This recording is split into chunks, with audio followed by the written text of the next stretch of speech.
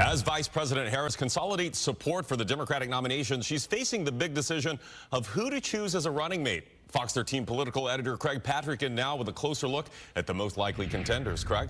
Well, of course, it's a little premature because Harris is not yet the nominee, but she's now the heavy favorite and on track to be the prohibitive favorite. And that does mean that Harris and her team are surely already vetting running mates. In fact, that's a process that usually starts well before now.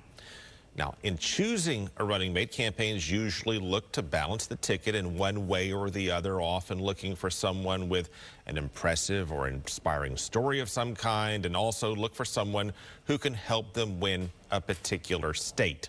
Now, that brings us, among others, to Arizona Senator Mark Kelly. He's a former astronaut, a Navy veteran known as a moderate in the Senate, moderate Democrat. His wife, former Congresswoman Gabby Giffords, survived an assassination attempt back in 2011 and a mass shooting in which she was seriously injured. Kelly and Giffords have been leading advocates for stricter regulations on semi-automatic rifles, among other things. And Kelly has won 2 statewide elections in the state of Arizona and could make that state, which had been leaning or has been leaning Trump, far more competitive for the Democrats. Meanwhile, Pennsylvania Governor Josh Shapiro appears to be another leading contender in Harris' search for a running mate. Mathematically, Democrats appear to need 3 particular states to win: Michigan, Wisconsin, and Pennsylvania to have a chance of winning the White House. And the biggest of those 3 is Pennsylvania. And recent polling gave Shapiro a 57% approval rating in that state as governor. And he also won the race for governor in 2022 with a 56% of the vote. And with that, he outperformed Hillary Clinton in 2016 and Biden in 2020. He started in local politics and he rose up the ranks and served as Attorney General before becoming governor. And he's had the Midas touch all the way, never losing a race.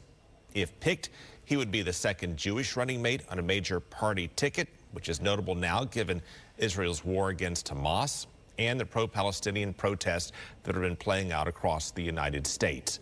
Now, here's another interesting Democratic governor drawing a lot of hype. This is Kentucky Governor Andy Beshear. Now, Kentucky's not a swing state, but Beshear's stock is high and rising because he's a Democrat who has repeatedly won in the otherwise solidly Republican state of Kentucky. Now, for context, Trump won Kentucky by 30 points in 2016 and 25 points in 2020.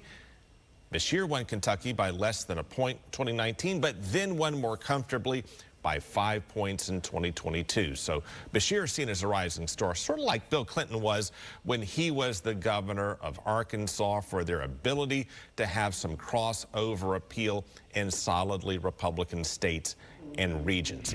One other governor to keep an eye on is North Carolina's Roy Cooper. He's a popular term-limited Democrat in a Republican-leaning state. North Carolina, again, leans Trump, but could be far more competitive with Cooper on the Democratic ticket. So those are the big 4 names to watch for sure. There certainly are others that could be in play, including Pete Buttigieg. You have Minnesota's Governor Tim Walz.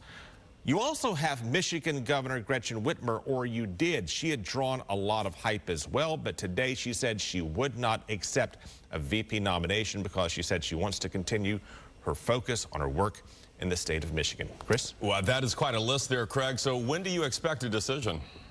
It's not clear. If Vice President Harris maintains the support and momentum she's currently getting, she could have enough delegates voicing support to effectively wrap up the nomination perhaps this week and then pick someone in a matter of days. However, a best guess would be somewhere around August 17th to the 19th.